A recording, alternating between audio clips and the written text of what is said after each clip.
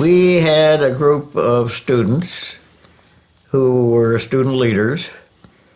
Maury Beebe was the editor of our annual and had previously been the editor of the Lincoln News, which is in those days, one of the 10 top high school newspapers in the country. And he was replaced by Harold Snodgrass, who became the editor. And we had Harry Rice and Warren Peterson. All these people, by the way, are dead. I'm the survivor. Oh, yeah. Yeah. Anyway, Harry and Warren were neighbors, but they ran against one another for student body president. Harry made it, and Warren didn't. He was number 2.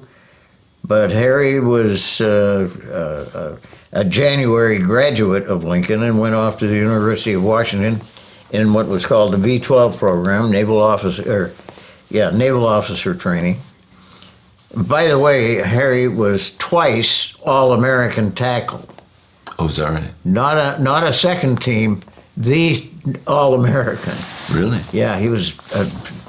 I remember him telling me, I said, "How do you do that, Harry?" And he said, "You get on the field mad and you stay mad till the game's over." Okay. Anyway, he was replaced by Warren, who was a very good president. Bill Medlicott and I flipped a coin to see whether one of us was going to run for senior class president or male student body president. Bill became senior class president and I became male student body president. What else? We had a very tight ship. So tight a ship, and we were not posturing, we weren't throwing our weight around and being big shots, we were just responsible citizens. And we did such a job that the Tacoma police chief of those days sent a letter of congratulations to our principal, Bert Beal, congratulating us, congratulating the school leadership, us, because we had reduced juvenile crime in the Lincoln area by 90%. So you were able to do this just by leading by example? Yeah. And part of it was Bert Beal asked me to give a talk because I was a big deal. And so I gave a speech to the combined classes of the school. And it was, he asked me to do something to cut out the shoplifting in the area, which was pretty severe. And so I started off by telling our students that we had one of the finest high school newspapers in the world. And one of the reasons we have that is it's supported by advertising. And the money for the advertising comes from the shops in the 38th Street area. And these people rely on us to do our job. Right. And we have some students who are stealing. They are shoplifting. And I'm going to ask everybody in this room to rat on a rat. If you know somebody who's stealing from the shops that are supporting our newspaper, rat on them, and we'll get rid of them. And immediately the shoplifting stopped. Huh. And that's why that's some peer pressure right there. Yeah. When we graduated, a group of us, Maury, Harry Berg, Warren Peterson, one other I can't remember, and myself, rode our bicycles from Lincoln High School to Hood's Canal, where one of the kids' parents owned a piece of property that had a wooden platform that we put our tent on, and we spent a week there. That was our graduation present to ourselves. And while we were there, on the 6th of June, somebody was driving by in a Model A, backed up, honked the horn, and said, "You kids get up here." And we came up, and he had on the radio Edward R. Murrow describing the landings on D-Day. Okay. And we all felt guilty because we weren't there. And within a few weeks, everybody was in uniform except me. And that was because in those days, if you weren't a U.S. citizen, you couldn't volunteer. You had to be drafted. And I would be going down to the draft people. Because you were still a citizen, a British subject, right? Yeah, because I'd been born in Canada, Right. and my parents never took out their citizenship. And I would go down to the draft board and say, please draft me. I feel like a fool. All my buddies are in uniform, and here I am still a civvy. And they said, your number's not going to come up for at least a year. And I said, well, then I'm going to go to college. Great idea.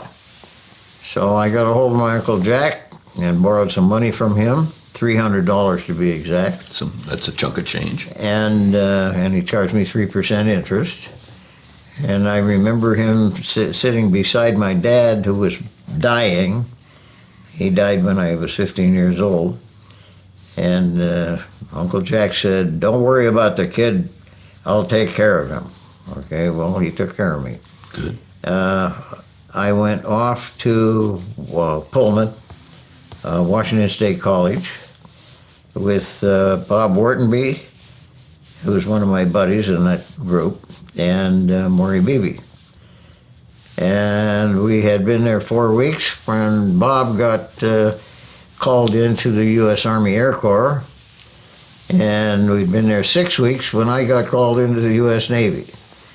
And that was because before I went to Washington State, I had been working full-time at McCord Field on aircraft. I thought I'd died and gone to heaven. I worked on P-39s, P-40s. Oh, I worked on Major Bong's P-38. yeah. I worked on the iconic airplanes. Yeah, B-17s,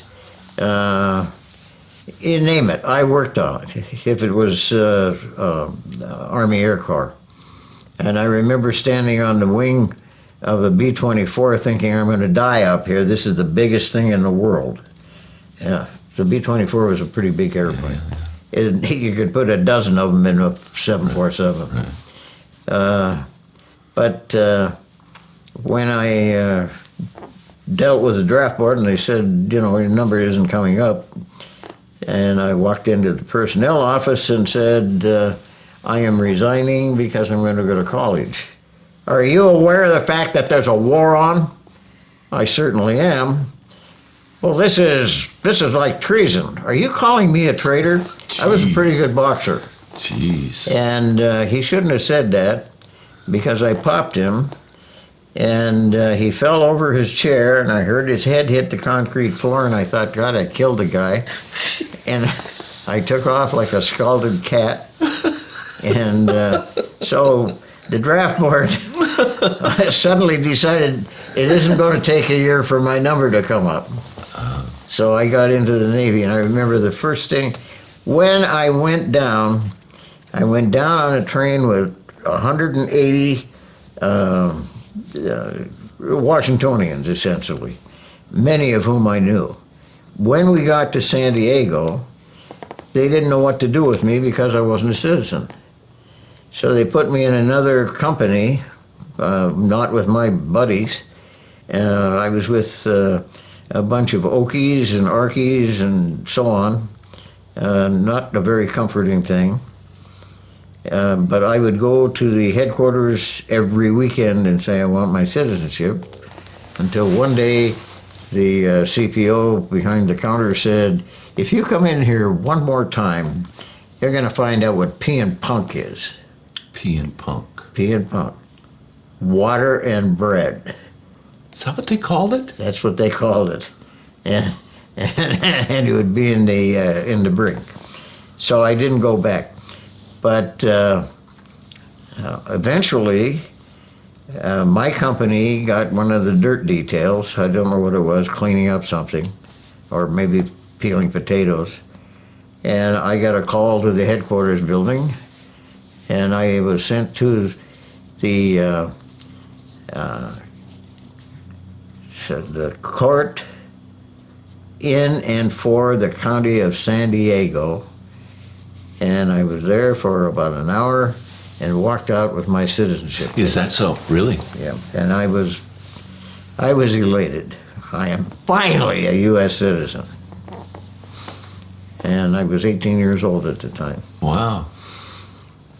And then the Navy, in its wisdom. Oh, one of the guys in my company was Arthur Campbell, and he was from Jamaica, and we called him Jamaica.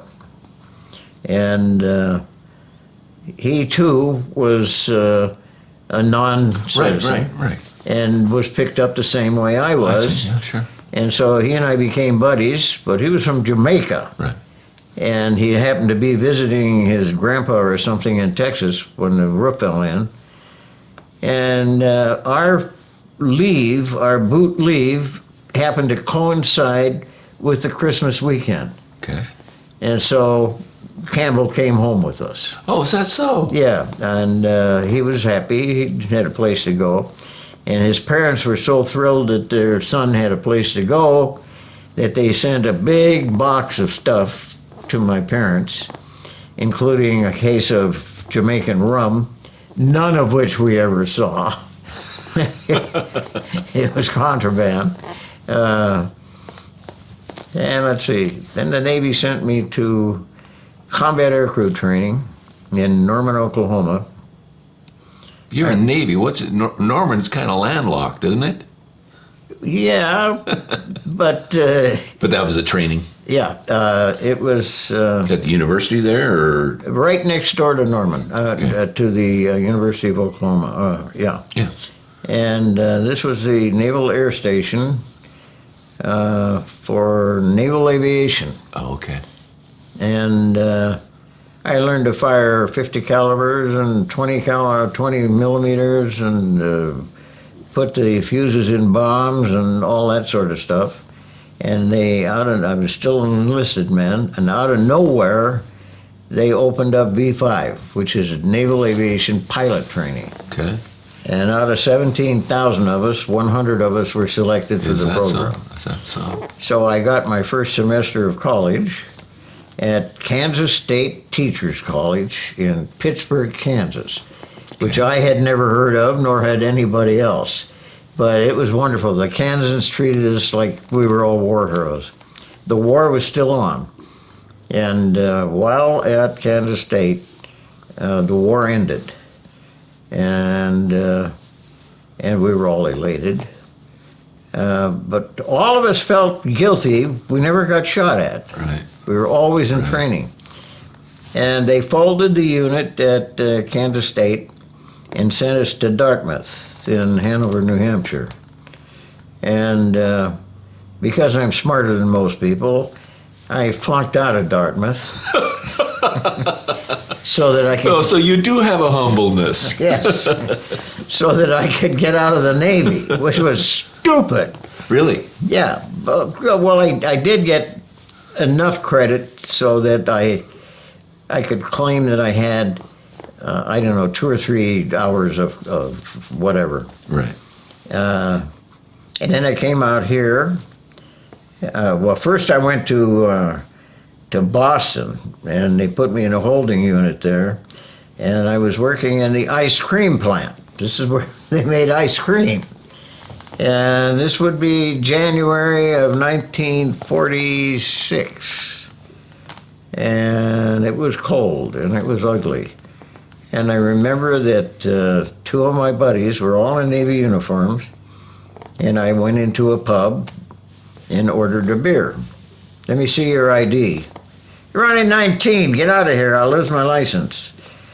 And being a calm and reflective type that I am, I went out onto the street, steaming, boiling mad. You can teach me to kill. Right. You can put me in line of fire and get my head blown off if you wish. A guy can't have a... But I can't buy a beer. There's something wrong with this equation. So I thought for a bit, and in those days, the ID card they gave us was in a laminate that fell apart almost the minute they handed it to us. So it was all wrapped up in Scotch tape. I'm pretty smart. I know how to unwind Scotch tape. I went back to the barracks. I unwound the Scotch tape. I found a typewriter. Yeah. And I said, if you're going to tell one, tell a big one. So instead of making myself 21, I made myself 26. You see, all that newspaper training in grade school, middle school, and high school paid off finally. Yes, yes. And I was never questioned again. Really? So just this year, I celebrated my 71st, 26th birthday. Wow. Yeah. And from Boston, I was assigned to Sandpoint Naval Air Station. Oh, you were? Okay. In Seattle. Sure. Which used to be That was a going concern. Oh, fabulous. And It was a going concern even in the 50s when I lived there. I mean, it was a thing. oh yeah, yeah. And it's gone. Right. Yeah. It's Magnuson Park. No, it's, yeah. Anyway, I was assigned there, and that let me hitchhike every day. I would hitchhike home To Tacoma. to Tacoma, and then hitchhike back in the morning to be there for an 8 o'clock reverie. And one day, the CPO in charge said, dismissed, McMillan, I'd like to talk to you. I don't know what happened to you in officer training. I guess you got screwed over. I know you're unhappy. And I said, Chief, I was born with this face. There's nothing I can do about it. If it looks angry, it isn't. I'm perfectly happy. Oh, really? Yeah. What would you like to do? I'm doing what I like to do. How would you like to work in the parachute loft? Sure, why not? So I learned to put parachutes together.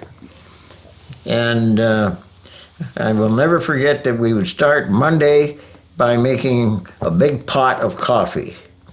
And on Tuesday, we would throw more coffee in. Oh, geez. Wednesday, we'd throw more coffee in. geez, yeah. And by the time Friday came around, it was almost like paste. Yeah. And then they formed the Navy Reserve.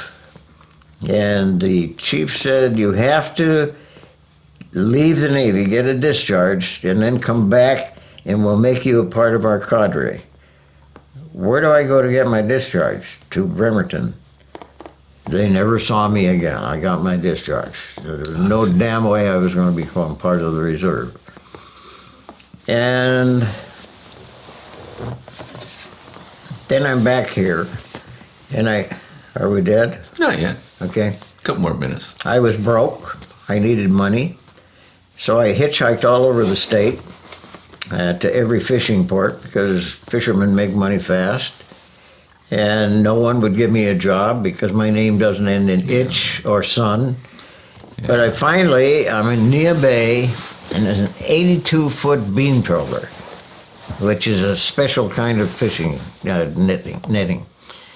And the three guys who own the boat, I say, look, I don't want to share, I don't want any money, I just want to be able to say, when the next person says, have you ever been commercial fishing, I want to be able to say yes. Right.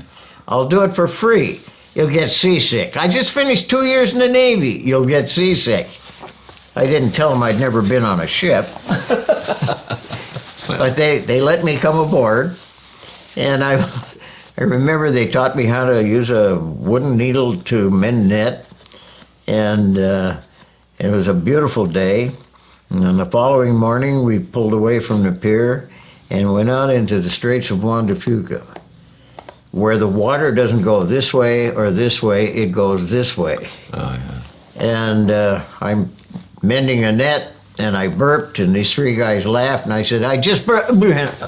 I spent the next 3 days lying on a pile of wet nets. Feeding the fish, cookies. right. And I can tell you that bile, when it hits salt water, turns a beautiful translucent green.